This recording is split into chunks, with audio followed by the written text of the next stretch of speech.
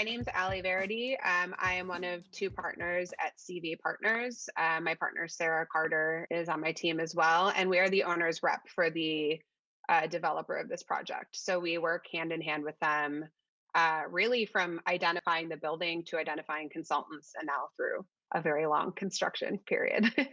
So I'm very happy that you're here today with me to share, this experience with the 283 Greene Avenue project, which is, of Yeah. course, one of the first to come up in Brooklyn. I mean, whenever we're talking about mass timber, it's always new. It's always Hmm. exciting. It's always different.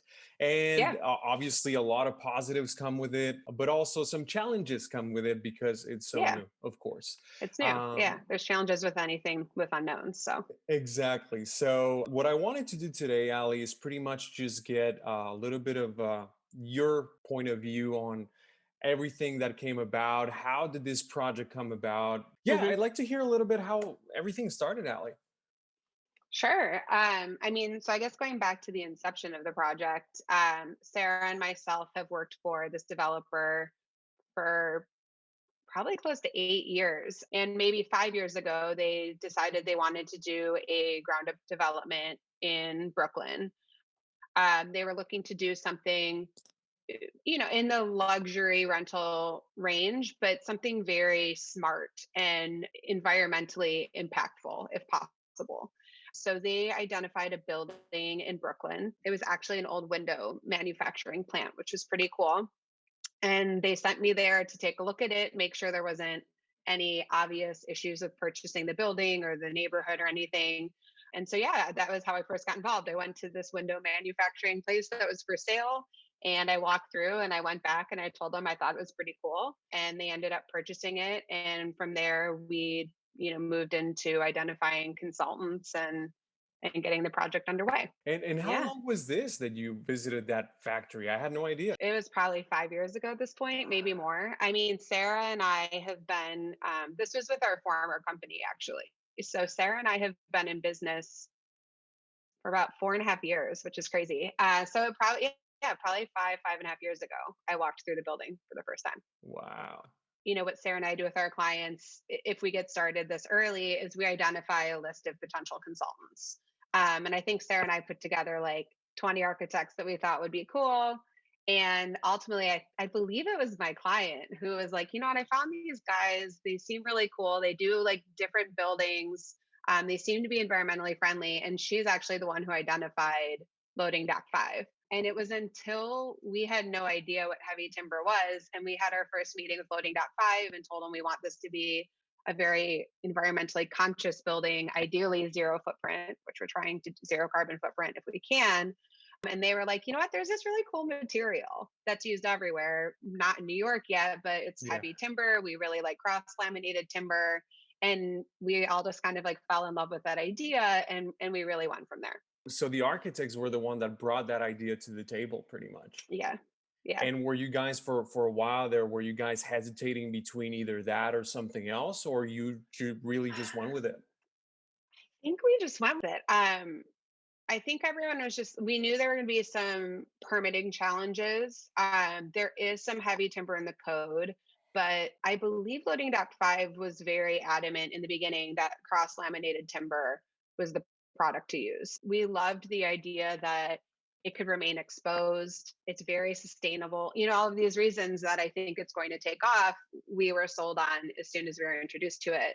And they showed us some very cool images of other buildings used. I think in the Pacific Northwest, they build Yeah. with this, and obviously throughout Canada and Europe. So we just Yeah. got kind of excited about doing something new and innovative and sustainable. Yeah, just leaned right in. Us personally, we've been involved with mass timber probably for the last 6 years or so. Hmm. And we're starting to hear more and more, buildings coming up Yeah. in the US. And on that note, I mean, for you guys, Ali, do you think that this is one of more to come? Hmm. What do you see as far as the future when it comes to these types of buildings? I think we're going to see a lot of it. I get cold calls all the time of people asking about 283 Green. How do we get it permitted? Can I tell them about it? Lots of CLT manufacturers have reached out to us. Fortunately, this is the first residential building, I believe, in New York City, but certainly in Brooklyn, made of cross laminated timber. And so it's gotten a lot of press, which is excellent. And the amount of interest in it is, it's just continuing to increase, which is great. So I think we'll see a lot more of it. It's not yet in the building code. So that was one of our challenges on this job, but it is expected to be included in 2020. And yeah, I hope that once it's added, we'll see a lot of it. The developer of Frame 283, which is 283 Greene, obviously we very much like this product, and we're already in development on another heavy timber, cross laminated timber building. So I hope they keep building with it. Obviously, we love working with them, and we've built a good team on this one. And I think, as with any new technology, if you're the first one to do it, it takes longer, it costs more, people learn on your dime, but it becomes really effective and efficient if you take that and you replicate it, because then Right. you know the errors, you know what to look for. And obviously the second one's going to have mistakes too, and things that we could have improved upon. But hopefully, if you have a team and you keep doing this, you you get to do it very efficiently, and you can build a brand out of it. Absolutely. And that's great news. That you guys are wanting to continue with this type of Yeah. construction. Because Yeah. I know, Ali, from previous conversations, you have told me about developing other types of buildings, even hotels at some Yeah. point you had mentioned about, Hmm. which of course has nothing to do with mass timber. Now, Right. on that note, comparing previous buildings that you guys were involved with versus Hmm. 283 Green Ave, how different was it? I mean, going from one animal to the other. Yeah. I mean, so Sarah and I, we usually work on, a handful of projects at a time. And it's kind of nice to toggle between, I have a 260,000 square foot luxury development in the city, or being Manhattan. And that's, it's a pretty innovative design, but it's concrete, it's glass. So it's nice to toggle between the two. In terms of working with the product, I think it's pretty easy to work with. It was constructed, this building is 5 stories. It went up in, I think the whole structure went up in like 11 or 12 days. And that's unheard of with concrete, right? It needs to cure, and it takes all of this additional effort. So that in itself was easy to work with. And then obviously, we pre-coordinated where we had risers and things throughout the building. But if you had to cut something new, you're not pouring concrete, you're just cutting out a piece of wood. So it was a pleasure to work with. It has its challenges. We ran into some issues on this project just with our initial contractor, we had some issues with. And then also just the novelty of the product, the novelty of using Nodura concrete, insulated concrete as our exterior walls, all of these things that are learning curves. It was great. I love working with it. What would you say would be the biggest positive from a development point of view? Biggest positive from working in a mass timber building versus a concrete building. I mean, I would say the the cost and the speed of it, right? The cost, it's a little difficult for us to compare on this project just because, as I mentioned, it's been going on for quite some time. We had several hurdles. It's kind of hard to quantify. Yeah. But assuming this next one that we do goes without those initial problems we had, I think it's going to go very quickly.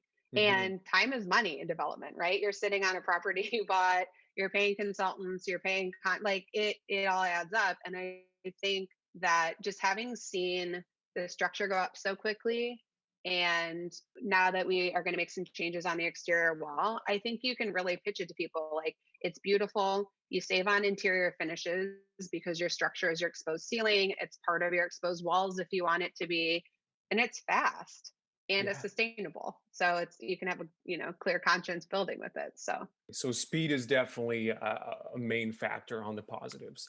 And yeah. I mean, talking about the challenges here, Ali, without getting too much into detail, but would you think that the biggest challenge here was pretty much the building code that you had to deal with? So building code was difficult, right? We filed the Department of Buildings. We filed, it's called a CCD1. It's a consideration in order to get your drawings approved. We received the approval, and then call it halfway through construction when we had a nearly enclosed building. I think the Department of Buildings was like, whoa, whoa, whoa, how did this get approved? And we went through an audit. So that was it stopped work at the site for a little bit. It did take some time. It was, a couple months of uncertainty. So I would say that that was one of the bigger delays. And then also just the unfamiliarity of working with the product. I mentioned we had putting the failed contractor aside. It's a learning curve. Yeah, So working with concrete has its drawbacks. Obviously, working with CLT, it's like Lincoln Logs. So everything has to be you planned it ahead of time, and everything needs to be ready to reserve what was already planned and what absolutely. arrives on site. So I'd say the challenge was just like your basic, you know, developing a learning curve, and then Right. also permitting challenges. But the city was great. They worked with us through it. We had several meetings about it. We agreed on what we could do to ensure that they felt safe about what we were building. We beefed up those systems, and we're going to have a really beautiful building. So, yeah, it's exciting. I think people are eager to work with it. I think people are eager to consider the environment and what they're building, especially in, Manhattan and Brooklyn. We have very dense building population here. So if you can, ease some of that impact, I think people are eager to do it. Yeah. And I think you guys got a really solid team together. And as you said, it was a little bit of a challenge, more because of the learning curve, a lot Hmm. more than anything else. But on the other hand, I haven't even showed you the acoustical report that was done. This is probably the best time to do it. So I can Sure. already share with you, a little bit of the results that we got. But it just shows that the installation went amazingly, Great. because when it comes to installing a soundproofing solution on the floor, whenever there's a leak, whenever there's some contact that shouldn't be there, I mean, Hmm. these machines don't lie. I mean, the Yeah. slightest thing you're gonna notice. And for those that don't know, I mean, obviously, we're going to share the fact that this was particularly challenging because you guys had a building that did not want to use a concrete topping or a gypcrete Hmm. topping, and that also had an exposed ceiling, which just adds to the level of Yeah. difficulty, You'd think it would be an echo chamber, but yeah, exactly. very quiet. So it just added a little bit to the difficulty. Code in New York requires for you to respect an STC of 50 and an Yep. IIC of 50 as well for a residential building. So we were all very confident that we were going to hit those numbers and most likely exceed those numbers. Even when the acoustical engineers, when their AKRF, when they went into the building, they called me when they were inside the building. They were like, Christian, this is the first mass timber building that we've done, but Yeah. it's so quiet. Like, Yeah. we did not expect this at all, because these Uh-huh. guys are always running around in concrete buildings. So they did the test, they came back with a report. And as I said, STC minimum requirement in New York is 50. And we got a 58, if I'm not Wow. mistaken. Yeah. 58 on STC, which are airborne noises, of course. And on Yeah. impact, minimum requirement is 50 as well. And we got a Uh-huh. 54, which is Wow. way Yeah, the above. impact I was really worried about just because, like you said, you don't have anything in the ceiling that's absorbing sound. A lot of the walls are either concrete, CLT, or some are sheetrock. It seems like you're going to have an echo chamber, but being in those spaces, it always surprises me how quiet they are. Every time I walk in, it's like you shut the door and it's nearly silent. Yeah, So that's exactly. amazing. So we were thrilled, with the results, because Hmm. you can always predict, but you can never be 100% sure. There's always Right. things that at Yeah. the end of the day come into play and you were not planning for it at all. Even though we were not involved in any type of wall assembly, we still wanted to Hmm. test that too and see how Hmm. that performed. STC between wall is also required with a 50, and we hit 52 Amazing. on Is walls. that the CLT walls? The CLT The wall, amazing. Okay. the Cool. CLT wall.